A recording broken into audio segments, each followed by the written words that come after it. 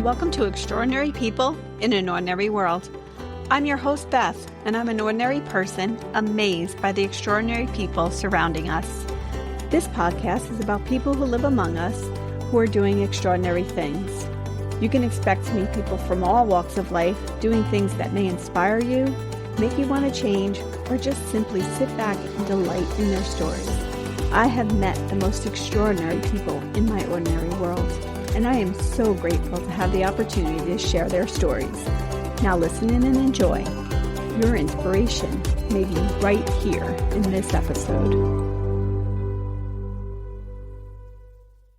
Welcome to the first Friday of April for our podcast of Extraordinary People in an Ordinary World. I started this podcast because I wanted to share amazing stories about ordinary people doing extraordinary things, not for recognition, but out of the love of others and their work. At my annual Alzheimer's Association fundraiser at Harker's Hollow in Phillipsburg, New Jersey, I met Ron.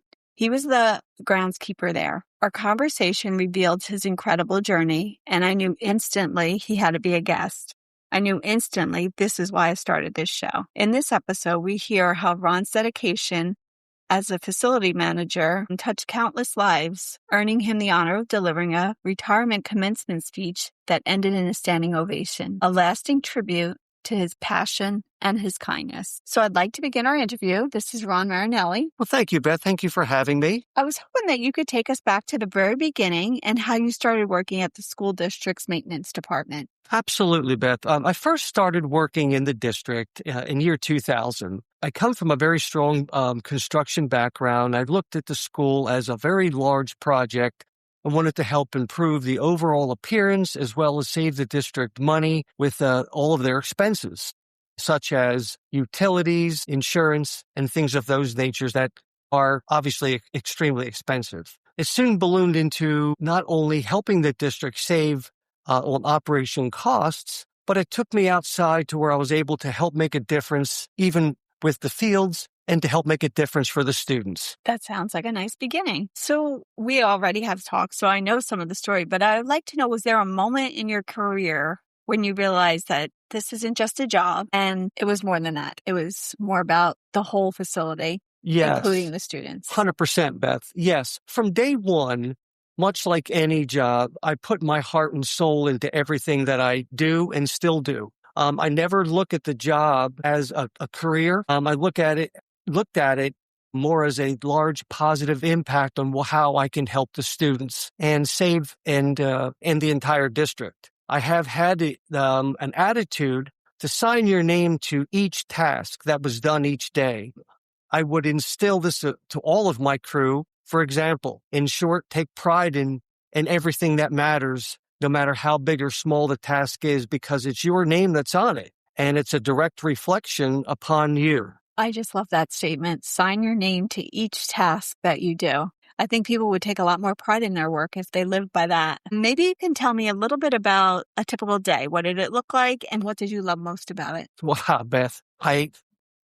Prior to working outside, I was a facility manager. And I, had done that for 25 of my 26 years. So that's a really loaded question. However, every day was a different day, and you never know what challenges may face you at the end of each day. However, I pride myself in being very organized, so always had a plan where it involved sports, theater, classrooms, time for students.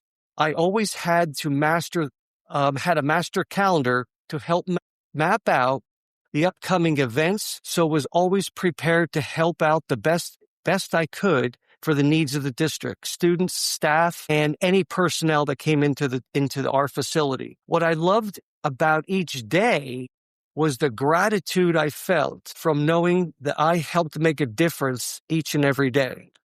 Well, we've had a little bit of conversation prior to this, a day that we met, and I know that you care very deeply for the students. What inspired you to connect with them beyond just your groundskeeping role and your maintenance role? Well, Beth, let me, if I may, I'm going to go back to, and I'm sure all of us remember the year of COVID, and it was hard for everyone, especially the students. And when we were finally allowed to go back to the school and enter the district, And, the main ingredient to me was the morale of the school and the school spirit. I saw students outside during sports wearing masks, walked around with a giant question mark on my head. Anyone could clearly see that the students had no heart. They needed a large boost. So I took it upon myself and came up with a game plan to help build some school spirit, and to back this up, this included staff as well. I needed to do something that would be valuable, yet help build the school spirit. So I started painting the football fields, the end zones, lawn graphics, and I did what it took for everyone noticed. Staff and students, just made my heart smile. On several occasions, a lot of the students would come up to me and they would be, thanking me and saying, "Mr. Marinelli, thank you so much for all you did." On one occasion, the superintendent pulled me into the office and he had mentioned to me that on more than one occasion, I have single-handedly turned this place around. When asked why I did what I did, I very simply said, it's all for the students. I mean, look around us. That's why we're here. It's that why, I wanted to do something kind. That's the bottom line. There's no other way to say it. Help create a more positive atmosphere, get the kids away from the hectic day in and day out of the COVID. What kind of things did you paint? Well, I really enjoyed painting the end zones, of course. That was I guess you could say my canvas to start with. So I was able to paint the end zones, did Del Val in one end and, Terriers on the other. I've done it where we had a big DV in the center. Recently, I said to some of the guys, I said, I want to do something for our veterans. And I was actually able to hand paint. There's no stencils for any of this. I hand painted a 40 by 80 American flag out in front of the school on Senator Stout Road. And it was very touching. I see myself as, part of this school. And I was give you a good example too, as far as, around the students. I was in the office one day and there was a girl with her face in her hands crying. And I grabbed a box of tissue, sat down next to her and gave her a smile and said, "Would you like to talk?" And she said, "Oh, Mr. Marinelli, I just got the word my grandmother passed away." So I spoke to her very quiet and explained to her that I understood and I've gone through the same thing. And I promised her that everything would be okay. On other occasions, I was in the main office as well, and I would see a young man sitting there, young boy, waiting to see the assistant principal. And he would, our eyes met, and he looked at me, I looked at him, and I just smiled at him. And he says, "Oh, Mr. Marinelli," he goes, "Yeah." I said, "Well, what brings you here?" And he looked at me and he goes, "Well, I says, "No." I says, "You want to talk about it?" So we spoke about it. And I just explained to him, what he did. He whispered to me, and I says, "Well, I have some advice for you." I said, some advice that was given to me years ago from my grandmother, who's no longer with us. I said, it's called the Ark. I said, it has nothing to do about being religious, not about Noah. I said, it has to do about the act and brand of kindness. And he agreed and made himself a promise, not me, that he will abide by that. Later that day, the assistant principal saw me in the hallway and said, "I've been meaning to say something to you. The first day when you spoke to that girl and then about her grandmother, and then the second time when you just recently spoke to the boy, I explained to her that sometimes, the best medicine is just to listen to the children, and kindness goes a long way." The assistant principal just looked at me and she says, "You have more of an impact on these students than you would ever imagine." She says, "They look up to you and you're a great role model for all the students, including the staff." So in my years of being there, I knew that I was going to be retiring in July that year of 2024. And I had been with a lot of those students for a number of years from when they were freshmen. So I wanted to do something. And again, I'm going to go back to the old do something kind. So I was getting home one morning from the gym at 5 a.m. and I opened up two things. I opened up my laptop and my heart, and I sat down and started typing. And as I was preparing the Christmas Eve meal, I continued to type. And several hours later, I had the graduation message typed up, and I sent it to our building principal, and he said to me, "Can I understand something?" And I said, "Yes, sir." He said, "You're retiring." I said, "Yes, sir." He said, "And it's Christmas Eve morning." And I said, "Yes, sir." He said, "And you did this, why?"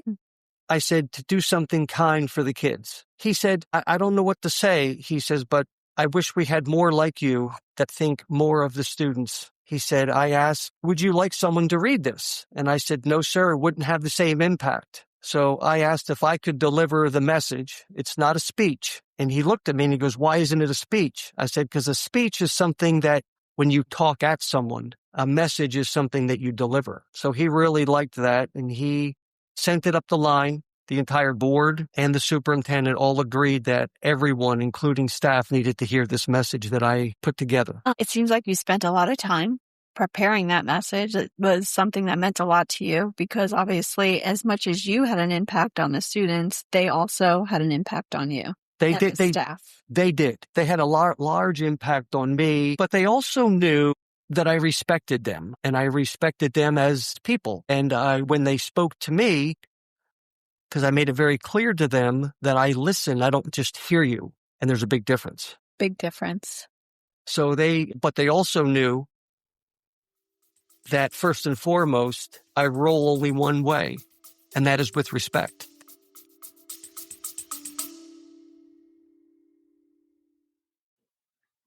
I want to take a moment to thank our sponsor, Calm Creations. If you like relaxing by the warm glow of a candle with the scent that brings back memories, I've got the perfect candle company for you. Calm Creations, based in New Jersey, makes high-quality, beautifully scented candles, and 10% of their profits go to benefit nonprofit organizations. Check out their amazing selection at calmcreations.com. And thank you for being a sponsor of Extraordinary People in an Ordinary World. I was hoping that maybe you would be able to share your speech that you gave to the graduates that year with our audience so they get to hear some of the motivation inside of that speech. Thank you, Beth. Yes, it's a very heartfelt speech. I have a short intro, and then it kind of segues into my message. So I'd be happy to read that to you. It goes like this. Good morning, everyone. It is with great honor that I stand here today and able to address the class of 2024. Thank you, Mr. Scott McKinney, Mr. Michael Kays, for the invite and the opportunity. Class, please know that I am not here this morning in hopes to make an impression on you. An impression will only last for as long as I sit here and speak to you, and then you get up and walk through these auditorium doors. Rather, I want to leave you with an impactful message, a message that I've created for you, a message that I hope you can take with you today and through life. Please bear with me as I read for you this message that I wrote for you in the best place that a message should come from, and that is my heart. Good morning, Delaware Valley Board of Education, parents and parents administration, my fellow coworkers, first responders, and most of all, you, the class of 2024. I come to you this morning in a great honor and feel blessed to address the graduates of 2024. It has been 40 years since I graduated. Although I do not remember who spoke at my graduation or what was said, I do remember, though, the speech was long, mundane at best. With that said, I'll try to make my presentation short. However, I certainly hope all of you have something to take away from what I like to share with you this morning. Right now, all of you are probably asking yourselves, what does this guy have to share with us? And how can he help us, the guy that maintains the grounds, plants flowers, and waters them? What could he possibly share with us that's going to help me on my life's journey? I believe that everyone has a storyline, and I'd like to share mine with you. I wish some of you would just sit back and listen, and I wish that someone would have shared this with me when I was much younger. So here are some tools that I've learned along the way of my life's journey. It's part of my storyline that may help give you a boost. Today is a day of celebration, to look back and reflect on the achievements, However, when the cheering has stopped and died down to a whisper, and the hugs and the high fives are over with, this may be a frightening and scary time and uncertain on which path to choose. All of you have worked very hard to get to this point in your life. Suppose you awaken one morning and ask yourself this one question: what if? What if all of this hard work does not pay off? What if I do not have the confidence to take the next step in my life? What if the dreams just don't have a goal? What if I feel that second best is all I'll ever be? What if I feel everyone else deserves to succeed but me?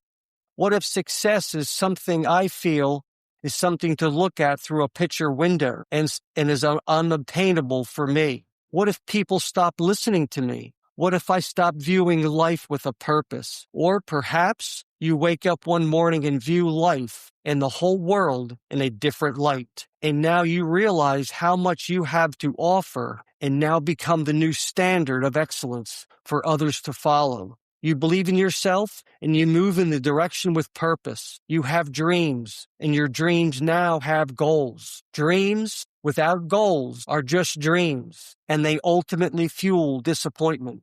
What if success is now the new standard? What if others look to you for guidance? What if you can touch hundreds and thousands of lives? What if you now believe in yourself? You now have confidence, dedication, and consistency. And what if second place is no longer an option? How do I know these things? Because there was a point in my life when I was that man that said, what if? But I no longer do. When you start believing in oneself, great things can and do happen. I understand hard work, and success doesn't happen by accident. It is a product of dedication, consistency, and hard work. Hard work works. All of you are committed, or you wouldn't be sitting here today. But consistency in life is what will help you finish and achieve your dreams and your goals. All of you graduates here today are nothing more than writers and authors, and you have the control of your own storyline.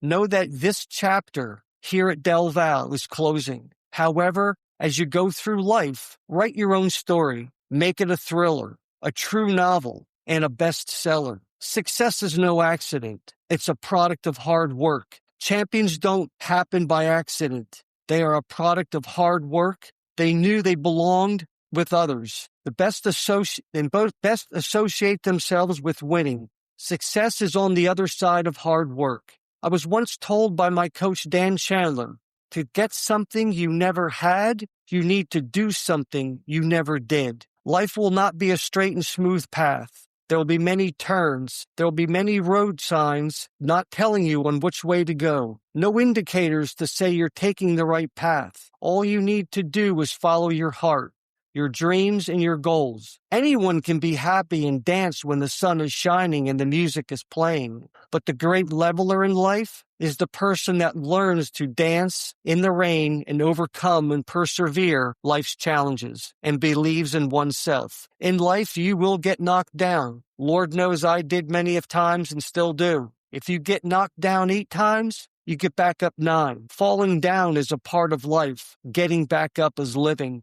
When life throws you a curve, it will be okay. Learn how to overcome. Learn how to be comfortable being uncomfortable. There is no greater threat to success than ease. Hard work works. Successful people work hard. We don't plan to fail. Don't plan and you will fail. Know that each failed experiment is one step closer to success. Sometimes falling down is the best way to see the path you need to take in life. Most people will stop when they begin to tire. The good go on until they collapse. But the best know that the mind will tire before the body and push themselves further and further beyond their own limits. Only when these limits are met can the unattainable be reached. The point is, every graduate here today has the potential to do great things, and all of you have the talent. But do you have the guts to use your talent? What you do with your talent is most important. It's not as important as getting here today as it is where you're going tomorrow and what you can become. Do not go through life saying, if. What if I used my talents, my knowledge? Could I have made a difference in life and helped others? The answer to that is yes. There will be no people in your life that you consider to be a hero. Some will you interact with on a daily, and some will help shape your life to the person you are today.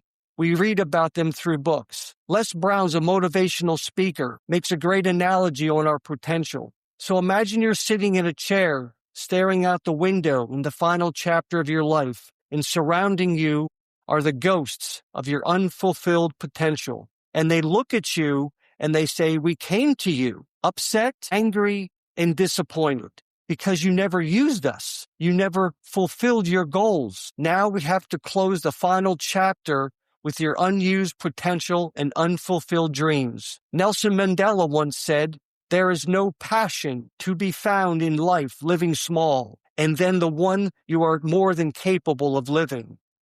As we all go through our journey in life, I try to live by a quote my grandmother, she once told me at a very young age. She said, always remember the arc, the act of random kindness. Treat others the way you want to see the world. Be kind. Hold the door. Say thank you. Say thank you for all the gifts in our lives. Be kind to others, even when it's not conveyed to you. It will define you, your character, and you as a person. Say thank you for health. Thank you for your parents. And when you become successful, and you will, reach back. Pull the next person up. Each one. Teach one. Do not aspire to just make money. Aspire to make a difference in your life, and in the rest will come to you. So here are my closing thoughts. Graduates, know that your life is a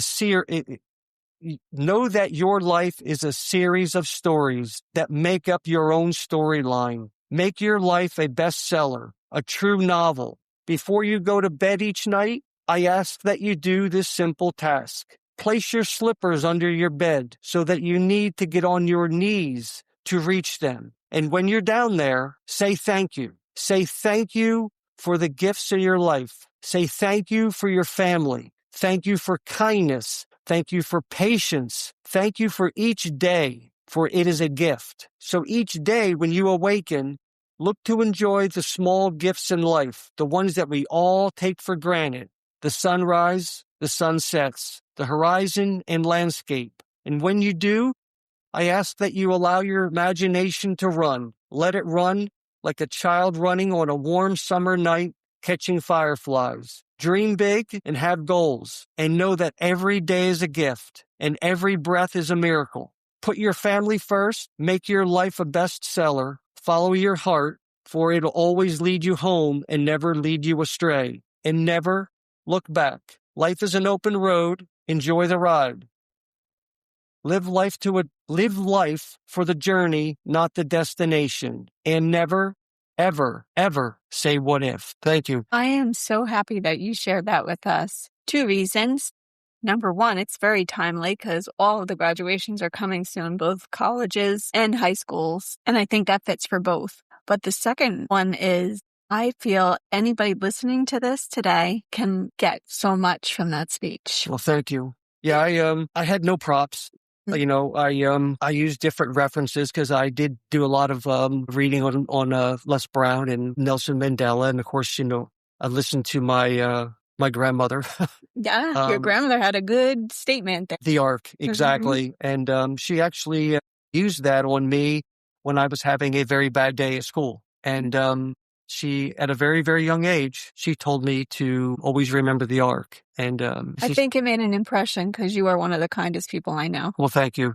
Thank you, Beth. For sure. So I have a couple of things I just want to ask you in closing, if we could. Sure. When you're looking back, I was curious what you're most proud of over those years you were at the school and what you hope that the students and staff would remember years from now, what you're currently doing that keeps your love of giving going. Thank you, Beth. You know, I would have to say the single most thing that I'm proud of was sitting down, opening my laptop, writing and delivering that graduation message. It's not every day that you get an opportunity that presents itself like this. As I look back, I could only hope that staffs and students remember my kindness and the love I had for the entire district. I ask them in my message to never say, what if, and don't look back. You try not to trip over what's in front of you so that you don't ever want to look in the rearview mirror because you'll trip over what's in front of you. Correct. But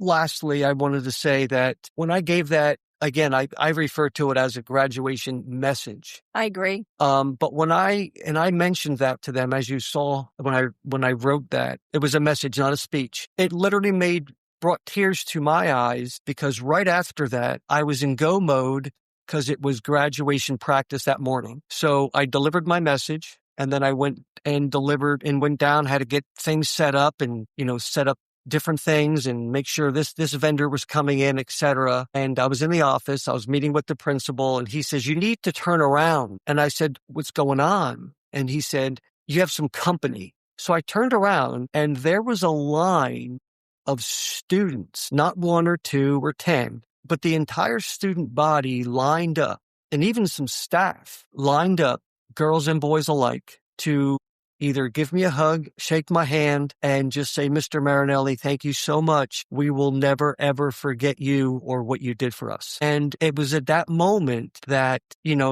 like my grandmother said, the arc, the act of random kindness, that was probably there was a lot of heartfelt moments, but that was hands down one of my best memories of that year. And what a beautiful way to end your time there, because you retired also. Yes, I did. I did retire there, and I'm currently now, because I have a love, Beth, of working outside. Yes. And working with flowers. I know it sounds kind of corny for a guy, but that's okay. But I'm working at Harker's Hollow Golf Course, and absolutely met another family, and I guess you could say we adopted each other. So it's a beautiful family. And I absolutely love it there. And I absolutely love it there because, I do my annual fundraiser, but I would not be able to do it without the help of Parker's Hollow. Duly noted. But it's wonderful people there. But it's very nice, and I get to continue my passion that I did at the school. So I'm able to continue that, which is absolutely beautiful. I love that. Well, as we wrap up today's episode, remember that the most meaningful changes often start with small, intentional steps. Whether you heard something today that sparked a new idea or challenged your perspective or simply reminded you you're not alone, hold on to that. A groundskeeper might not hand out grades or diplomas, but he left something even more lasting. The feeling of being seen, valued, and supported. And sometimes the very thing a student carries with them long after they leave. So today, take a moment to think about the unsung heroes in your life, and if you can, let them know they made a difference. Never forget the arc that Ron taught us about today. And I would like to thank Ron for being with us today and sharing his story. I'm sure his message will resonate with many. Beth, thank you so much for having me. I know it's been a long time coming, and I know that I still remember the day we met. Me too. I was sitting on the bench having my lunch, and it was a hot day. Very hot. And I felt a tap on my shoulder, and you said, would you like a bottle of water? And one word led to another, and we had something in common because we both work with children, students, etc. And here we are. Here we are. Friends now. That's right. Friends. Well, thank you so much for being here today. Thank you, Beth. Thank you for making time for me. Of course. Thank you for joining me on Extraordinary People in an Ordinary World. I hope you enjoyed today's show. Please share with a friend. If you know an extraordinary person, I would love to hear from you so that I can feature them on the show. Please email me at bethextraordinarypeople@gmail.com. Or you can message me on Instagram at extraordinary_people_podcast.